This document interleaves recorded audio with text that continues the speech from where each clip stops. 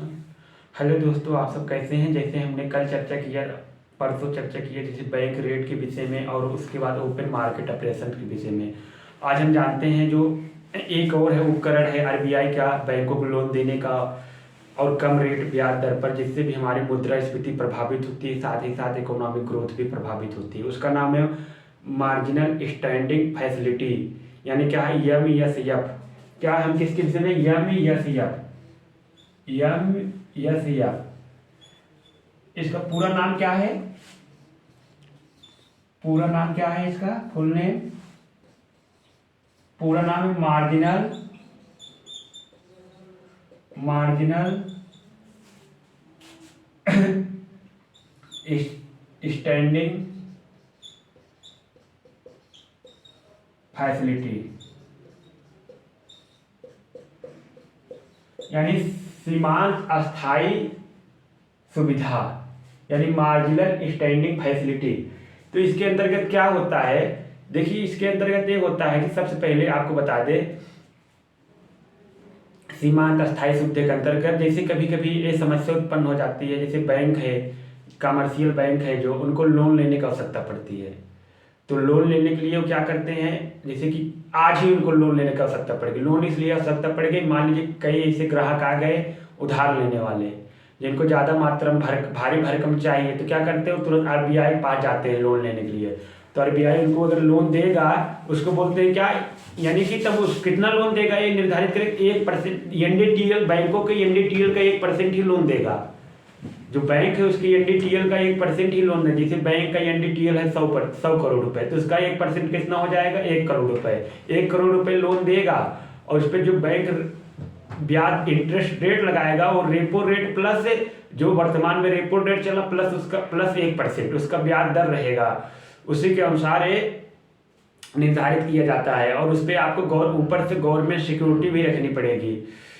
जो एक कंसेप्ट आया है, ये 2011-12 के मौद्रिक नीति की जब समीक्षा हो रही थी, उसमें संशोधन करके लाया गया है, YMSF रेट लाया गया है। यानी क्या है, मार्जिनल स्टैंडिंग फैसिलिटी क्या है, आपको बता दें, जो कमेटी रिकमेंड, यानी कि ये 2011-12 में आया था। 2011-12 में ये आ गया था YMSF, यानी ये कब आया, 2012 में।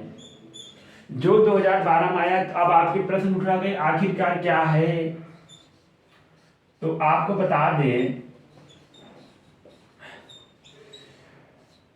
ऐसा ब्याज दर, क्या नाम है, एक ऐसे, यानी कि आरबीआई जो कमर्शियल बैंकों को यानी अनुसूचित वाणिज्यिक बैंकों को उनके एनडीएल का 1% जिस ब्याज दर पे लोन देता है, उसे हम क्या कहते हैं, YMSF कहते हैं, मार्जिनल स्टैंडिंग फैसिलिटी कहते हैं। यानी हमने कहा आरबीआई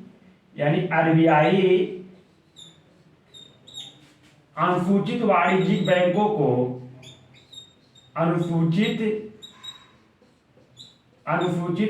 वाणिज्यिक बैंकों को कमर्शियल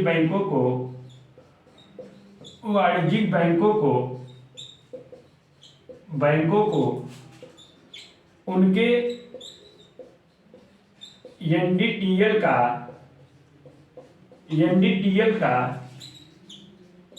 1% लोन जिस ब्याज दर पे देता है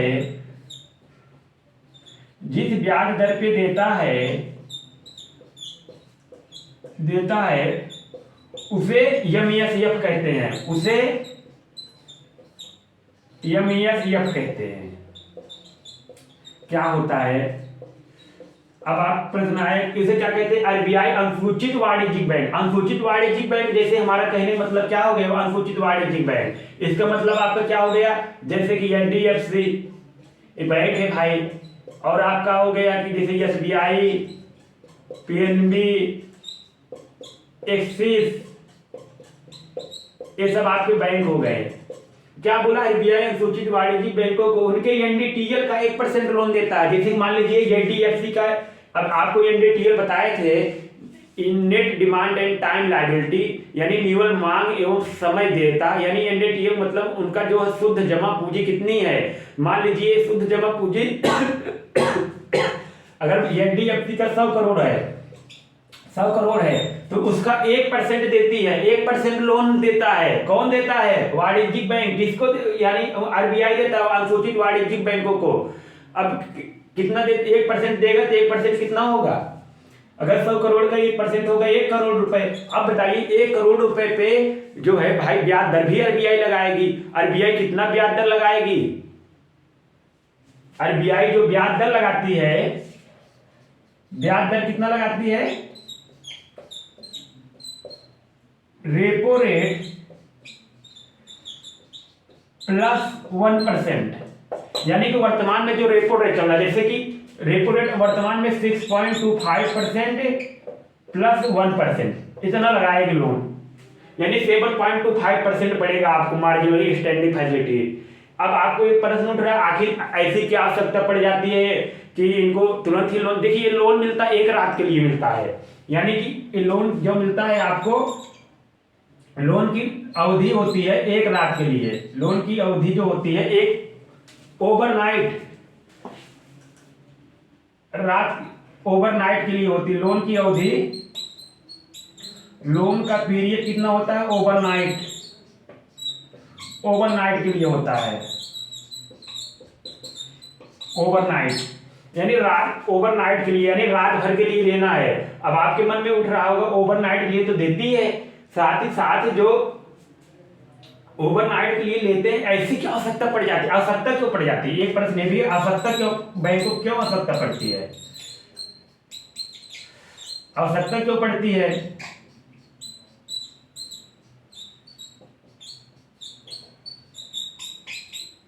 आपको बताएं, जैसे एचडीएफसी है, आप सोचिए एचडीएफसी बैंक है, एचडीएफसी बैंक में मान लीजिए किसी दिन क्या हुआ, मान लीजिए एचडीएफसी सोमवार के दिन क्या हुआ, एचडीएफसी बैंक में सोमवार को ओपन हुआ बैंक, सोमवार को दिन, जैसे सोमवार को बैंक ओपन हुआ, संडे का ग्राफ रहता है, सोमवार को ओपन हुआ एचडीएफसी, उस दिन मंडे था, तो मंडे था तो क्या हुआ, इसमें क्या हो जाएगा फिर कोई भी, जैसे मान लीजिए एचडीएफसी को मंडे दिन लोन पूरा जमा हुआ पैसा कितना है? 5 करोड़ रुपए, और कहीं से कोई आगे भैया हमें चाहिए कितना, 7 करोड़ रुपए चाहिए, यानी कि ये कोई जैसे कि जमा बैंकों में जमा हुआ पूरा 5 करोड़ रुपए, लेकिन किसी दिन कोई व्यक्ति आ गया, उसने बोला भैया मैं 7 करोड़ रुपए चाहिए, तो एचडीएफसी बोले भैया हमारे पास तो 7 करोड़ रुपये तो है ही नहीं, अब कहां से दे 7 करोड़ रुपया? फिर भागते भागते जाएगा आरबीआई के पास, बोलेगा माई बाप माई बाप, तबाही आ गई है। आरबीआई बोले धीरे सांस लो पहले, क्या तबाही आ गई है भैया बताओ तो? बोलेगा माई बाप लोन मांगने आए हैं 2 करोड़ रुपए और चाहिए, हमारे पास तो 5 करोड़ रुपए हुआ है, हमारे यहाँ 5 करोड़ रुपए जमा हुआ है। आरबीआई बोला कोई नहीं, चिन्ह मारो, हम तुम्हें रात के लिए अगर तुम्हें पूर्ति करनी है, अगर तुम्हें जैसे कि आवश्यकता पूरी करनी है तो हमसे ले जाओ 2 करोड़ रुपए। 2 करोड़ रुपये दे दिया, 2 करोड़ रुपए दे दिया तो ले गए, उनके एनडीटीएल का 1% देंगे, एनडीटीएल का अभी अपनी आवश्यकता पूर्ण कर लिए रात की अवधि के लिए। तो कितना क्यों लेते हैं? जब एसेट्स एंड लायबिलिटी में असंतुलन उत्पन्न हो जाता है, लायबिलिटी में असंतुलन, कब लोन लेते हैं? जब एसेट एंड लायबिलिटी में असंतुलन हो जाता है। जैसे कि हमने बताया आवश्यकता क्यों पड़ती है, जैसे परिसंपत्ति है। अब बताइए बैंकों की परिसंपत्ति क्या होती है? बैंकें जो लोन देती हैं, जैसे कि उनकी एक परिसंपत्ति है, जैसे लोन, कैपिटल, एजुकेशन लोन, और उनकी लायबिलिटी क्या है? लायबिलिटी उनकी क्या है? जो कोई उनके लोन जमा किया है उसको चुकाना है, देना है, उनकी लायबिलिटी है। जब असंतुलन उत्पन्न हो जाता है तब बैंकों की आवश्यकता पड़ती है। और साथ ही साथ एक आवश्यकता यह भी पड़ती है, जैसे कि आप ये सोचिए, जब इंटर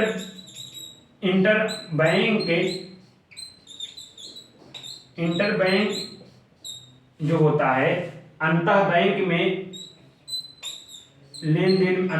के लेन देन में असंतुलन हो जाए, लेन देन में असंतुलन,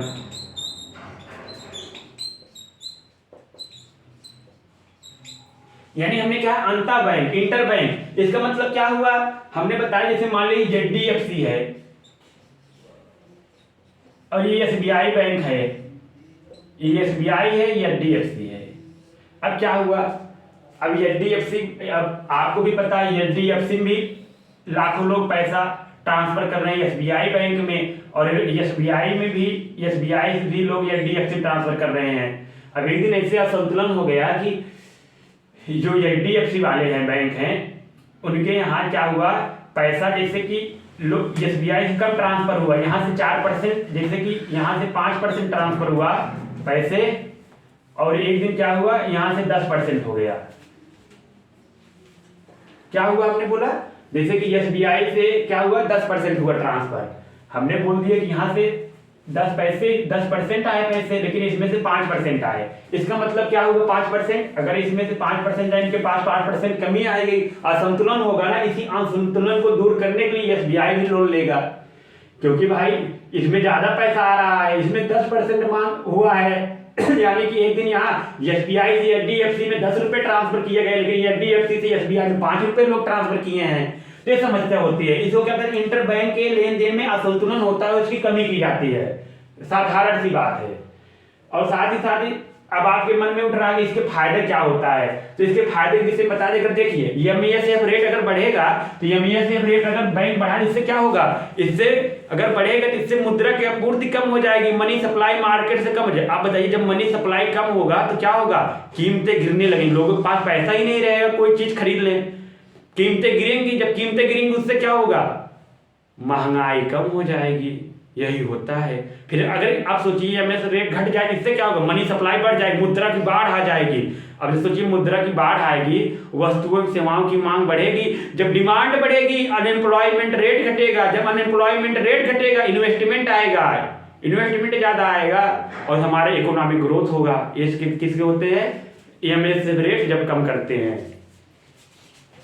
साथ ही साथ ये भी आप जानिए, जैसे जो हमारा होता है मार्जिनल स्टैंडिंग फैसिलिटी होता है, सीमांत अस्थायी सुविधा होता है, उसके लिए हमें क्या होता है, MESF रेट अगर हम वृद्धि कर दें, MESF रेट अगर वृद्धि कर दें, किस में कर दें, MESF रेट में वृद्धि अगर हम वृद्धि कर दे, क्या हो जाएगा, कर दे, पहले नंबर वृद्धि करेंगे, क्या हो जाएगा, मनी सप्लाई जो है रुक जाएगी, मनी सप्लाई कमी हो जाएगी। जब मनी सप्लाई कम होगा, अब बताइए मनी सप्लाई कम होगा तो इन्वेस्टमेंट भी कम, जैसे मनी सप्लाई कम होगा तो प्राइस भी लो हो जाएगा, जब प्राइस लो हो जाएगा तो डिमांड भी कम हो जाएगी, यानी कि डिमांड कम हो जाएगी, यानी कि डिमांड, यहां लिखना है डिमांड कम हो जाएगी, यहां डिमांड, फिर यहां प्राइस कम हो जाएंगी, कीमतें कम हो जाएंगी। जब कीमतें कम हो जाएंगी क्या हो जाएगा, इन्फ्लेशन, हमारा महंगाई घट जाएगा। ये होता है, जब महंगाई बढ़ती है तो ये अस्त्र चलाते हैं, इसका ब्रह्मास्त्र है RBI का। दूसरा क्या होता है, आप सोचिए अगर EMS रेट में वृद्धि कर दे, आप सोचिए EMS रेट में या फिर में कमी कर दे,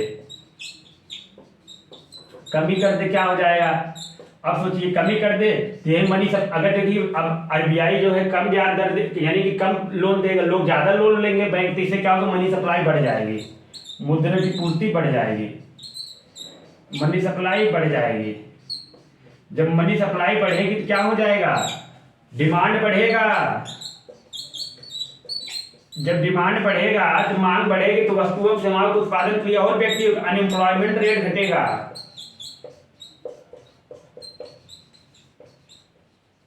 अनएम्प्लॉयमेंट रेट घटेगा। जब अनएम्प्लॉयमेंट रेट घटेगा तब क्या होगा, फिर इससे हमारा क्या होगा, इकोनॉमिक ग्रोथ भी वृद्धि होगी, इकोनॉमिक ग्रोथ में वृद्धि होगी। ये इसके EMS रेट में वृद्धि कर दे। ठीक है, इसी के साथ धन्यवाद। कल हम चर्चा करेंगे प्राइम लेंडिंग रेट और बेस रेट के विषय में। ठीक, ओके, धन्यवाद।